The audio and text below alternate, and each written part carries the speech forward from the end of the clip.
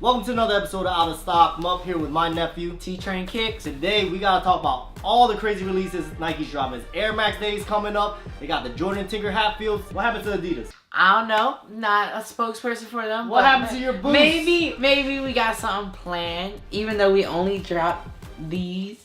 Not that hype. No one really cared about. What do you like to call these? These look like lunch lady shoes. The Calabasas Power Phase. He's calling them lunch lady shoes, which they do look like lunch lady shoes. Because the Reebok Classic. The Reebok Classics, that was a thing back in the 90s, 80s, 90s. That was a shoe. That was the shoe. But we're like in the 2000s. It's okay to bring it back. Why do you think all these Jordans, they all came from the 80s? But then you can still pull it off though.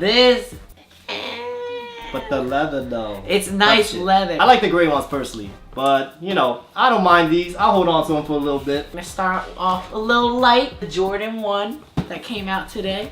Right here, you know. Game Royals. Basic Jordan 1 box. Alright, let's talk about this blue first. I'm looking at it. It does not look like a royal blue to me. Pull up the Royal ones. Most recent Royal one.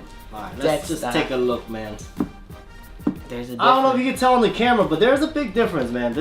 The Game Royals are a lot lighter. It's kind of a more purplish. The leather quality on the Game Royals compared to the Royal ones completely different, but we all knew that coming in. Even compared to the bread toes that just dropped. These bread toes, the leather on the bread toes are nice.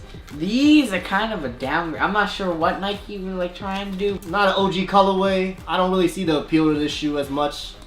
And I do like the newer colors of certain models. I like newer colors, but these, nah, I think it's just hype. Speaking of Jordans, Jordan 3 Tinker Hatfield. The main difference with it is with the swoosh on it. Box got his signature. Tinker signature. The originator of so many classic Nike shoes. Air Max, Bo Jackson's, the Air Trainer one, Jordans, all the countless Jordans that he's made. And this was the prototype 3. That he had sketched originally. Normal Jordan 3 doesn't have a swoosh, but when he was sketching it out, he put a swoosh on it. Like, look at the shape. You can just tell by this right there.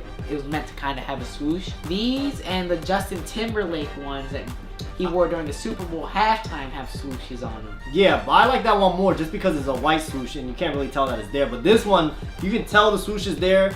I'm not really sure if I like this colorway. Also, we got Nike right here. So this shoe is basically all Nike'd out. Jordan 3 was the first shoe that they introduced the Jumpman in. I kind of want to highlight this. And that's why they left the sides blank. I didn't think this shoe would see the light of day. I didn't even know there was a prototype of the swoosh originally. They've dropped so many colors of this shoe at this point. And they're just trying to change it up, kind of give it a different look. Next, something not Jordan, but Nike. The Sean Wotherspoon Air Maxes. That corduroy box. When you think of like 80s, 70s, 90s, this is like something you would think of the color palette on this too. I personally didn't like them before, but when you see them in hand, you really appreciate them, like the build and everything. And just seeing the Air Max 1 sole onto an Air Max 97. So it's a combination of this upper with the sole of the Air Max 1. Last year, Air Max Day, Nike made a vote for like influencers that like kind of like mess with like Nike Air, kind of. No, I remember voting for that, and I saw this colorway. I thought it was ugly.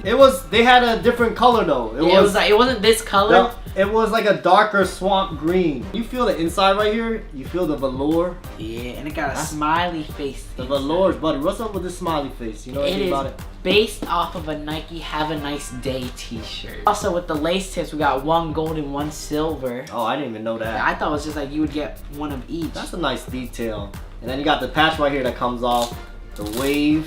So you can interchange that with the Nike swoosh. I've seen them on feet. They look nice on feet. I mean, he said he designed this to match his white t-shirt because Sean wears like white t-shirts a lot. We got the VA to LA in the back right here. Ode to the store in Richmond, round 2. And then his move to LA. So I heard whoever brings in this shoe into round 2 to co-sign, whatever price they drop, or whatever price that they buy them out at is the price that they'll sell them for. So, you know, they don't really make any profit off it. How's round 2 able to be the plug or be the creator and have the plug through Nike and then sell their own shoe, but then you know what, they're selling it at pretty much no profit. So I respect that. It's more for the culture than for like the hype. Let us know what you think of this week's drops. It's been a crazy week for me, winning the kit raffle for the Tinker Hatfield 3s. Went all the way up to New York just to grab them. Sean Witherspoon's managed to cop a pair. Make sure you guys like, comment, subscribe, and that's it for this video, and we out.